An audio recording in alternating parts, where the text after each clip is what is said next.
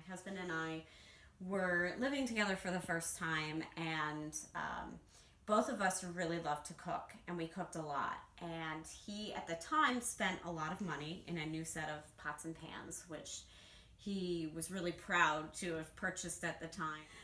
So this is my husband, Lee, and we quickly learned that he and I have differing philosophies when it comes to caring for our dirty dishes. All right. And Lee, I heard you don't know how to wash dishes.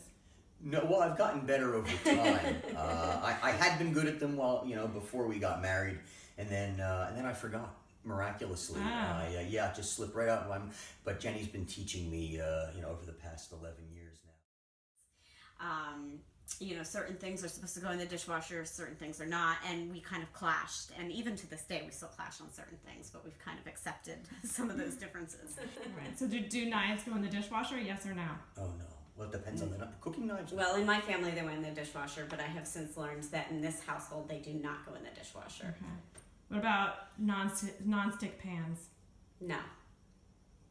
Oh, you both agree on that? Yeah. Yeah, we that do. One, the non-stick we agree on, but we don't Okay. really have many non-stick pans anymore. No. No. we've moved away from Stainless those. steel. Stainless steel? That's the bone of contention. Not so much anymore. When they get in the dishwasher, I take them out. I wash them by hand as she puts them in the dishwasher. And I soak them. But at the time, it was a real big conflict for us, and I got very angry. And my studio at the time was in my dining room, which was across from the kitchen, which overlooked my dishwasher.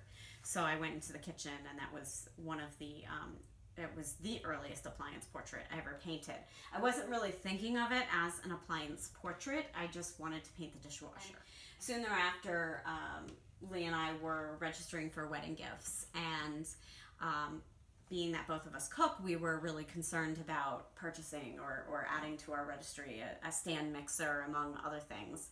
And it kind of interested me, the notion of this KitchenAid or this stand mixer that everybody thinks they should have. And it kind of made me start looking at gender roles and expectations for women when you get married, and men for that matter. And a lot of my friends were asking for these things and then not using them. So I sort of thought it was kind of funny that these appliances were so sought after, but few people were cooking.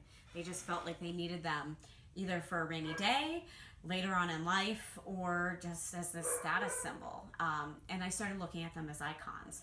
So early on, I started painting these small portraits. This is one of the few that are left. This is a drink mixer.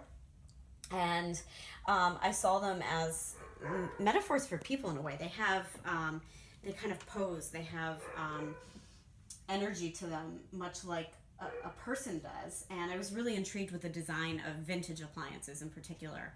So I did a series of these, and then gradually I started looking at them more as icons, and I'm looking for one that actually is sainted, and I don't see, well, there's one over here where I incorporate the halo. And I'm cool. thinking of the appliance as a saint, literally. Yeah. And in some pieces that are much larger that I've done, the structure of the painting actually mimics some early Renaissance paintings, which were actually of the Madonna and Child, and I've replaced those subjects with kitchen appliances on thrones. Oh, I love it. I can't wait to see those. I also saw, you have this small painting of an iron somewhere. Oh. Yep. Iron. Yep, the iron is actually up over there on the cool. Yeah. still life wall. Nice. That's Cool. cool. Pretty much a compatriot in my subject matter and a highly influential person, I guess. Oh, thank you. And this is actually our wedding cake portrait. Oh, beautiful. This is our wedding cake that I painted. All right, give your wife a hug and a kiss.